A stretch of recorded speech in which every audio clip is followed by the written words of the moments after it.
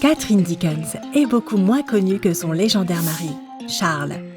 Quand on pense au roman victorien, son nom est le premier à apparaître. Mais l'histoire de la vie de Madame Dickens ressemble beaucoup à un roman en soi. Femme aux multiples talents, épouse dévouée et mère de 10 enfants, elle a fait un geste désespéré et a divorcé de son mari. Pendant de nombreuses années, les biographes de Dickens l'ont traitée de folle. Mais il est grand temps que tu saches la vérité à son sujet. Catherine Hogarth est née en Écosse en mai 1815.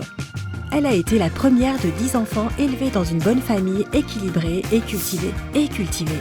Son père, George Hogarth, était critique musical et journaliste. En 1830, les Hogarth s'installent à Londres où 5 ans plus tard, George devient rédacteur en chef du Evening Chronicle où il fait la connaissance de Charles Dickens. Il donna alors à ce jeune et talentueux écrivain un emploi dans son journal. Hogarth invite également Dickens chez lui à Kensington, où il rencontre Catherine, 19 ans. C'était une jeune femme intelligente et belle, et Dickens tombe immédiatement sous le charme. Charles rêvait d'une famille aimante et unie, et Catherine était parfaite pour ce rôle de bonne ménagère, de mère attentionnée et d'amie intelligente. Charles a invité Catherine à célébrer son 23e anniversaire. Après cela, elle est également tombée amoureuse de lui et a rapidement accepté de l'épouser. 1 an plus tard, ils se sont mariés et étaient heureux, comme tous les jeunes mariés. Ils étaient jeunes, libres et joyeux. Aucun problème domestique ou financier ne les empêcherait de profiter l'un de l'autre. Ils allaient au théâtre et aux soirées. Charles appelait Catherine sa meilleure moitié, sa femme chérie et sa Madame D. Il a écrit dans son journal qu'il ne serait jamais aussi heureux que dans leur petit appartement au 2e étage, même s'ils devenaient riches et célèbres. 9 mois après leur mariage en 1837, les Dickens ont eu leur premier-né, Charles Jr. Catherine était malade et pouvait à peine allaiter son bébé, ce qui l'a amené à lutter contre la dépression postpartum. Charles a essayé d'aider du mieux possible sa jeune épouse et était heureux d'avoir un héritier, mais Catherine avait peur que son fils ne l'aime pas parce qu'elle ne l'allaitait pas elle-même. Plus tard, Catherine a encore eu 3 autres enfants rapprochés. Avant la naissance de leur 5e enfant, le couple s'est rendu en Amérique. Dickens y avait connu un énorme succès. Ses romans étaient immédiatement devenus des best-sellers, mais ils ne parvenaient pas à se faire payer pour eux à cause des règles délicates du copyright. Il a donc dû traverser l'Atlantique pour régler cette question. Charles et Catherine ont voyagé à bord d'un navire qui a atteint les États-Unis après de nombreuses difficultés.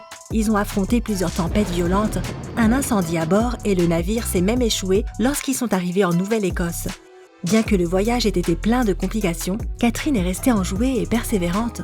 Charles écrivit alors à une amie qu'elle n'avait jamais perdu courage et qu'elle n'avait jamais eu le cafard. Elle s'est adaptée à toutes les circonstances sans se plaindre. Catherine n'était pas seulement une voyageuse courageuse, mais aussi une bonne actrice, une excellente cuisinière et même une écrivaine. Elle a joué dans les pièces de théâtre amateurs de Charles et a écrit et publié un livre de recettes, What Shall We Have for Dinner? Qu'allons-nous manger pour le dîner? Le livre contenait de nombreux menus pour des repas simples, aussi bien que complexes, des recettes et des conseils sur l'entretien du ménage pour les jeunes épouses. Le livre était un best-seller et a été réédité plusieurs fois jusqu'en 1860. Alors qu'est-ce qui pouvait mal tourner pour cette famille heureuse, dotée de tant de talents? Eh bien, quand Catherine a donné naissance à leur 5e enfant, Charles n'était plus aussi heureux d'avoir une grande famille. Pour la première fois, il s'est plaint d'avoir tant d'enfants. Il a écrit dans son journal qu'il espérait ne plus en avoir. Mais la vie ne va pas toujours comme on le souhaite. En 15 ans, Catherine a donné naissance à un total de 10 enfants. Pas étonnant qu'elle était si stressée et ne ressemblait plus en rien à la jeune et jolie femme que Charles avait épousée. Charles blâmait Catherine d'avoir tellement d'enfants. Après tout, elle venait aussi d'une famille nombreuse. Sa meilleure moitié lui tapait de plus en plus sur les nerfs. Finalement, Charles en est arrivé à la conclusion qu'ils n'étaient pas faits l'un pour l'autre. Il disait à ses amis que sa femme était froide et apathique, trop étroite d'esprit, trop corpulente, trop simple, trop nerveuse, trop possessive. Et oui, en plus, elle pleurait tout le temps et était une mauvaise mère. Après la naissance de leur plus jeune fils, Charles a veillé à ce qu'il n'ait plus d'enfants. Il a ordonné que leur chambre soit divisé. Peu après, au printemps 1858, une erreur fatale mit fin au mariage des Dickens. Un bracelet que Charles avait acheté pour une jeune actrice de 18 ans, Hélène Ternan, a été livré chez eux à la place. Le facteur a confondu l'adresse et Catherine a immédiatement su que ses soupçons d'infidélité étaient exacts. Elle a confronté Charles, mais au lieu de s'excuser, il a dit que c'était assez courant pour lui de donner de petits cadeaux aux acteurs qui ont participé à ses pièces. Pourquoi sa chère femme serait-elle en colère? Charles a même insisté pour que Catherine aille voir Hélène, lui donne le bracelet et s'excuse pour son comportement insultant. Catherine en avait assez, elle a quitté Charles pour toujours. Plus tard, il est devenu évident que Dickens avait rencontré Hélène 1 an auparavant et avait bien loué un appartement pour elle, sa mère et ses sœurs. L'actrice l'accompagnait partout, même s'il n'y avait pas de relation romantique entre eux à l'époque. Charles a officiellement annoncé son divorce en 1858. Dans un magazine familial de Household Words, il s'est adressé au lecteur en expliquant qu'il avait conclu un accord amical avec son ex-femme. Le fait est que les Victoriens traitaient le mariage comme quelque chose qui ne pouvait pas être brisé, mais si c'était le cas, alors la femme n'avait aucun droit. C'est pourquoi seul le fils aîné Charles Jr. a quitté la maison familiale avec Catherine. Selon les lois de l'époque, tous les autres enfants devaient rester avec leur père. Dickens n'approuvait pas que les petits voient leur mère.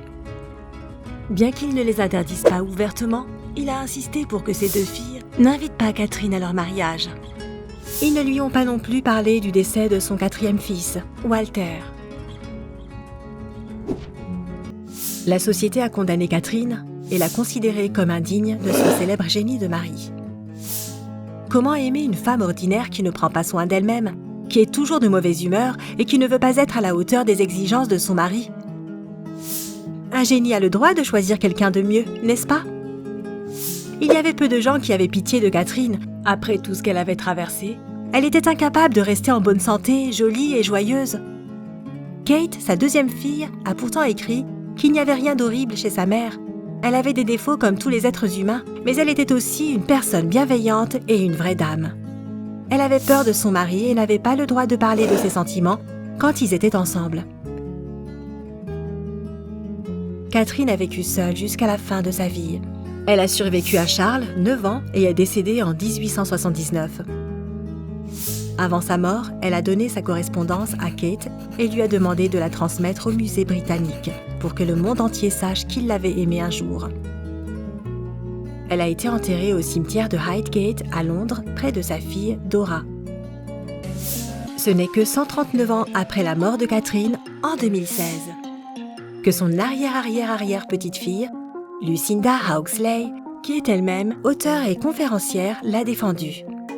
Elle a dit que les biographes de Dickens n'avaient pas rendu justice à cette femme qui était une bonne épouse et une bonne mère, qui avait eu une vie très difficile avec Charles. Ils ont vécu de nombreuses années heureuses ensemble, mais le fardeau des tâches ménagères et des grossesses multiples n'a pas été d'un grand secours pour Catherine, tandis que l'immense renommée littéraire a changé Charles pour le pire.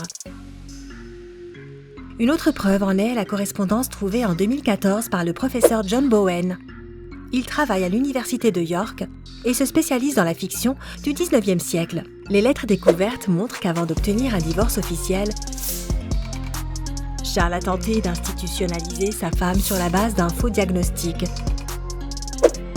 Il a essayé de convaincre un médecin de déclarer que Catherine était folle. Heureusement, il n'a jamais réussi avec son plan. Et bien qu'on lui ait reproché la fin de leur mariage, elle peut au moins reposer en paix maintenant, sachant que la vérité derrière tout cela a finalement été dévoilée. As-tu pitié de Catherine? Ou penses-tu que Charles Dickens méritait une meilleure épouse? Donne-moi ton opinion dans les commentaires ci-dessous. Si tu as appris quelque chose de nouveau aujourd'hui, clique sur j'aime et partage cette vidéo avec tes amis. Mais ne pars pas si vite. Nous avons plus de 2000 vidéos sympas à te montrer. Tout ce que tu as à faire, c'est de choisir la vidéo de gauche ou de droite, de cliquer dessus et de passer un bon moment. Prends la vie côté sympa.